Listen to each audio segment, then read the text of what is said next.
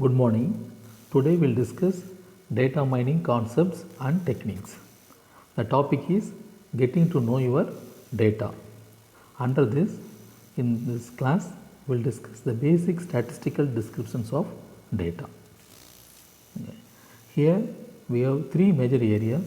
One is measures of central tendency, then dispersion of the data, and third one is graphic displays. To measure the central tendency, we have some of the methods like mean, median, mode and mid-range. Same way, for dispersion of the data, we have some of methods like range, quartile and interquartile range, then the 5-number summary and box plots and the variance and standard deviations. In graphic display, we have 4 graphic display which is going to be discussed here. One is quantile plots, second one is quantile plots, and third one is histogram, and finally scatter plot. Okay. So the basic statistical descriptions of the data. What is the motivation behind the basic statistical descriptions of data? See, when we have huge data, there is a chance to have noisy data also. To define or describe the data, the noisy data must be highlighted and should be removed. But noisy data will look like a data. So to identify noisy data, again we need to have some mechanism to identify the noisy data. And by using basic statistical descriptions of the data, we can have overall picture of the data, and these basic statistical descriptions of the data will help you to identify the properties of the data. By that we can gain knowledge about the data. Once if you gain the knowledge about the data, then that pre-process of the data will be very easy to remove the noisy data or outlier data. Then data dispersion characteristics. So there are some of the characteristics which we need to discuss later. They are all median, max, minimum, quantile, outlier, variance and etc. These are all the characteristics of data dispersions. Then numerical dimensions, it is correspond to sorted value intervals. When you have a range of values, when you have numerical values based on the spread, we have to calculate the dimensions of the data. So data dispersions, it will be analyzed with multiple granularity of the precisions, and sometimes the box plot and quantile analysis on sorted intervals will be done for the numerical dimensions. And dispersion analysis on computed methods. Here the folding methods will be with respect to the numerical dimensions, and box plot and quantile analysis will be used in numerical attributes and the transformed cube. Now first we will take the measuring the central tendency. Here we will take the mean. So mean in the sense, when we have n number of attributes, and there each and every attribute we can take it as a say x1, x2, x3, so and so we have n number of attributes. So to calculate the mean, we need to sum all the all the attributes and will be divided with n values. Okay. So with this formula we will calculate the mean. By calculating the mean, we will be able to understand the central tendency. Once if you identify the central tendency, then we will identify the data locations where data exactly located in the database, and by that we can identify the noisy data or outlier. By doing pre-process, the noisy and outlier will be removed. Sometimes each and every attribute will have some weight, like some features or some other functions will be associated with each and every attribute, and that will be considered as a weightage. That weightage will be multiplied with each and every attribute, and finally by using this formula, we will be able to identify the mean. And the trimming means nothing but chopping extreme values. Suppose when you take a range of value, so there will be extreme value, like extreme will be in the sense lower side as well as higher side, that is the minimum and maximum. By removing these extreme values, if you find out this mean, then it will be called as trimmed mean. It will be called as trimmed mean. Then median. So when you have a range of values, that range of values must be sorted. Then if it is odd number, then easily you can calculate the middle value. Okay. Suppose if it is even, then the most the middle value, two middle value will be taken and will be find out the average, average of the middle two values, through which we can identify the medians. Okay. For the median, we have a formula like L n by plus n by 2 minus sigma frequency divided by frequency in the width. Okay. Here L is nothing but a lower boundary and n is the number of value and f is nothing but the frequency. Okay. And mode is nothing but when you have a range of value, there are some value which will occur most frequently in the data. So that will be structured in unimodal, bimodal, trimodal. Okay. So like that, based on the value which occur frequently, we can define the structure like unimodal, bimodal, trimodal. Suppose if you have only one value which is occurring frequently, then it is unimodal. If you have two attribute which is occurred, two attribute value which is occurring frequently in the range, then it is bimodal. If it is 3, it will be called as trimodal. Like that it will go on. And with this, the mode formula, the empirical formula is defined like mean minus mode equal to 3 into mean minus median. This is the mode. So these are all the measuring for the central tendency. By measuring the central tendency, we will be able to identify the main place of the data which is located in the database. By that, the noisy data which is located in the outside or the outlier, it will be removed by using pre-processing. Symmetric versus skewed database. Here the mean, median and mode will be measured by means of graphical. So for example, if you take this first diagram, symmetric, if you have the value in symmetric, then mean, median, mode, everything will be available in the single point itself. Okay. And in case if you have positive skew, then the same thing will have in different range. Like if you take median, the median is less than a mode. Okay. If it is a positive skew, then median will be less than mode. If it is negative skew, then median will be what? It is the positive skew. The mode will be less than median, and here the mode will be greater than median. Okay, it is a positive and negative. Okay, so I can take like this. Here is a mode. This is the median. Okay, the mode and median need to compare. By that, the middle value can be identified. So the median is compared with the mode. The mode is less than median in the positive. Okay, the mode is less than median. It is, you can take the range like this. Here it is less than. This is a less than.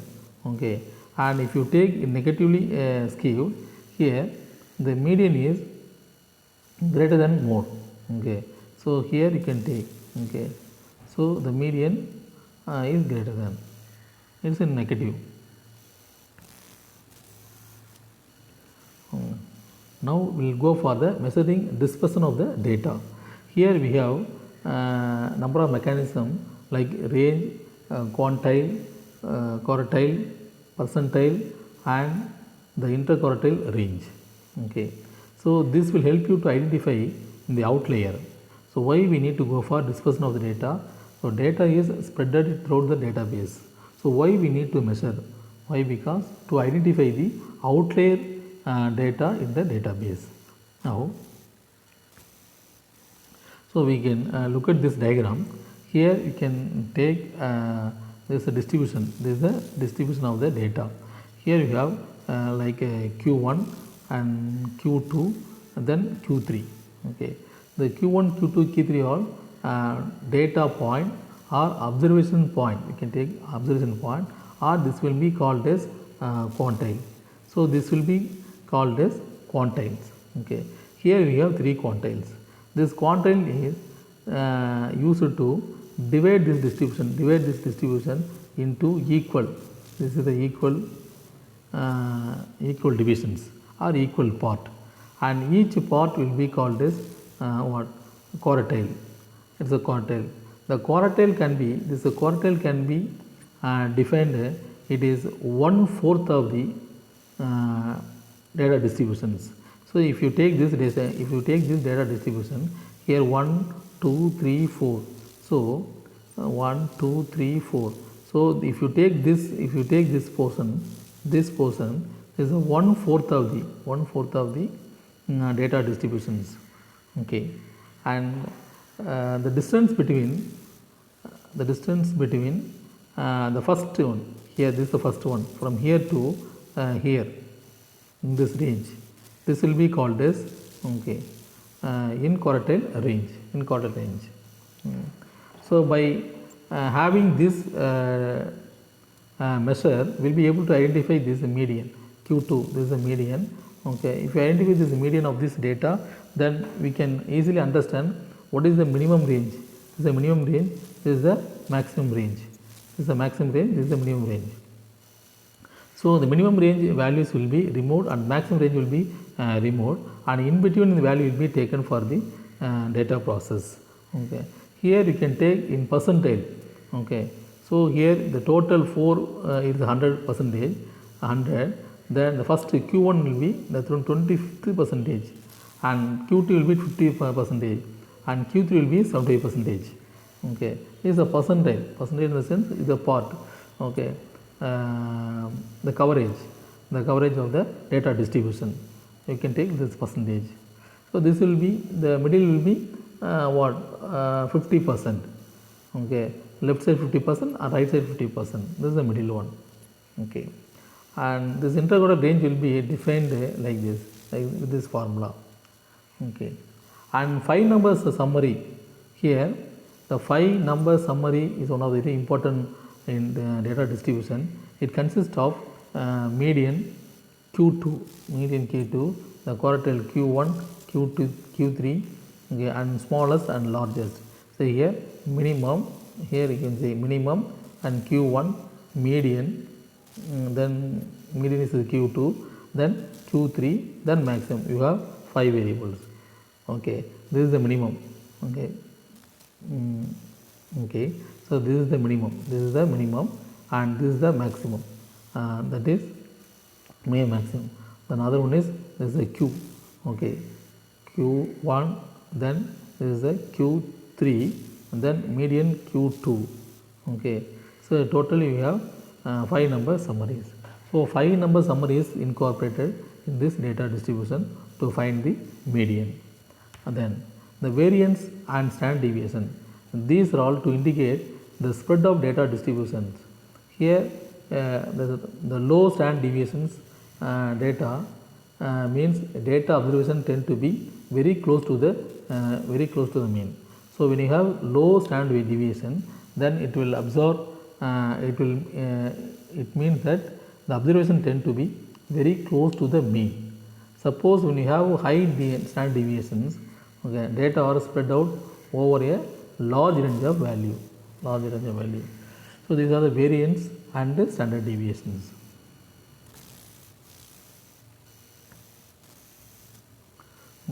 So next one is the box plot.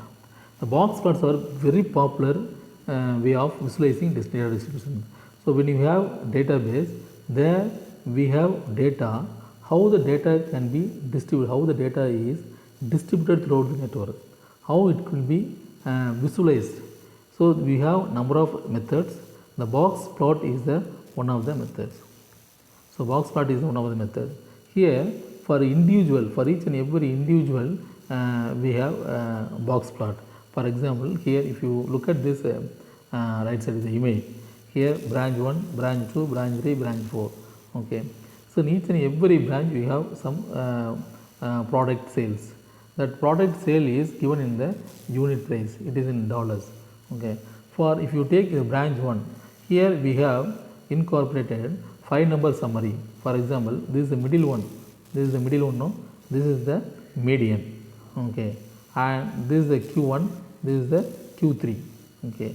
This is the Q2. Okay. So you can take this if 50 is 80 is the middle range, and this will be minimum, and this will be maximum. This will be minimum, this will be maximum. So we have incorporated the 5 number summaries. So minimum is there and maximum is there, and Q1 is there, Q3 also there, and the middle one is Q2. Okay, and these are all outlier or noisy points. So with this you will be able to understand the branch 1, the unit price sales will be it is in the median will be 80, and if you take this Q1, it will be 60 or it will be 100. So the range will be 60 to 100. So out of that it will be extended, and you can go till 220, but there will be noisy data. And here also less than 60 there will be extension, but it will be noisy data. Okay. So this is the box plot.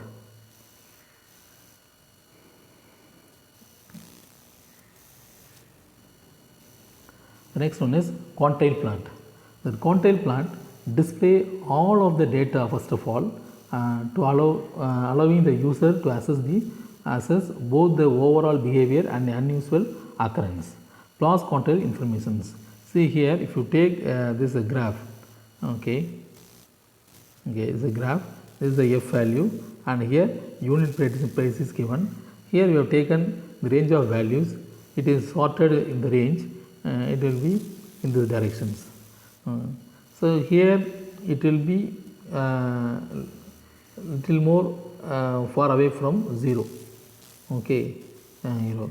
So that will be within some range. Okay, that means we can take 1 by 2t. Okay, 2t. It is not less than and not greater than. So in between approximately we will taken 40. Here we identified the Q value and Q3 value, Q1 value and Q3 value. So the Q1 value is in 20%, and Q3 is 70%, this is 75%, and in between we identified the middle value, that is median, that is the F value. Okay, so this will help you to identify the median. Okay. Okay. Then this is the QQ plot, and here we have taken branch 1, branch 2. Okay, there we have taken only one branch. Here we have taken 2 branches, like branch 1 and this one branch 2. In both the branch we have taken some sales product. So the sales product we have taken the price. Okay, so based on the price, and we have seen we have plotted these variables and values. Okay, and we are trying to identify is there any shift in between these branches. So in some places the branch 1 is greater than branch 2. In some places the branch 2 is greater than branch 1. So where the shifting is occurred exactly, so that where there will find out that median. So in case if you take this 80, the 80, here you can take same way, you can take somewhat approximately 80 or 80, 82, 85. Okay, so in this range the median value will be identified. Okay, so there will be a shift in between branch 1 and branch 2 in the unit prices. So from there we will identify this Q1 as well as Q3. Q1 epsilon Q3. So here this is the minimum, this is the minimum, this is the maximum, this is the minimum, this is the maximum. Again we are applying this 5 number summary. Okay. By doing this, where there is a shifting in between these two branches, there this median value will be identified. Okay. And this will be used to find the central tendencies or the dispersion of the data. Next, histogram analysis. It is one of the very old analysis, and most of the time we are not preferring, because previously in olden days we are using this. Here we have bucket. Okay, the width here it is like a bar chart, and the summarizing this histogram, summarizing the distribution of the given attribute x. Okay, it is a graph display of repeated frequency shown as the bar graph. Suppose when you have numeric value, so when you have numeric value, definitely we will go for a histogram. Here you can take this numeric value, this numeric value, this numeric value, this numeric value. The range will be different, or the width of the bar will be differ, and height we won't consider because it is a frequency. Okay, it is the frequency. So within this range, what is the frequency? Within 40 to 59, what is the frequency? 60 to 79, what is the frequency? And 80 to 99, what is the frequency? See, if you check the interval or the size of the the bar, the size of the bar will not be same in the in the range. Okay. Saying the category are not uniform width. That is given. The category is not uniform width. Okay. This is a scatter plot. Is one of the very important scatter plot. Is the most effective graphical method for determining the relationship between two attributes. When we have two numeric. Okay. So when we have two numeric attributes, you want to identify the relationship between, relationship or pattern or trend between two numeric attributes, then the scatter plots will be most suitable for this process. And here it provides the first look at bivariance data to see cluster points, outlier, etc. So here we have more and more number of data points or values, and these values will be clustered. And here the one special concept over here is, here we have taken two values simultaneously. These two values will be taken over here, and each and every value will be paired with some other value. Okay, so we have to identify the paired value in between these two items, and this will be act as a coordinator, pair coordinator. So here we have number of values, here you have a number of values. Okay, these values are scattered, and each and everywhere you can identify there will be some pair. Okay, so pair value, you can see these pair values. Here you can take pair values, here you can take pair values, here you can take pair values. So like that, the pair values will act as a pair coordinator, and this will be scattered in the database. Okay. So an additional concept is, here we have two. In previous case we have taken only one variables. Here we have taken two items. That is two variables. Okay. And okay. Next is a positively negatively correlated. Here positively negatively correlated it is there. If it is a positively correlated, in the previous slide you can see this will be like that, this will be like that, this will be like this. But in this case here, if you take positively correlated, this will be like that. Okay, this will be like that. And if it is negative correlated, this will be like that. Okay. So the second half fragment is a positive correlate, right side is a negative correlate. it's a negative directions. Okay, it is a positive direction. It's a positively correlated data points or values will be coordinated or plotted like this, and this will be negatively correlated data will be plotted over here. Okay, and these are all the scattered. These are the scattered.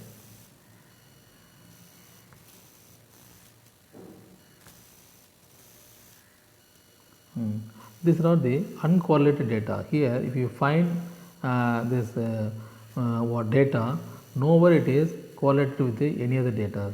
So everywhere we have data, but everywhere it is spread out, but no data is correlated with any other data. That is uncorrelated data format. Okay. So we have given three different uncorrelated format. Thank you.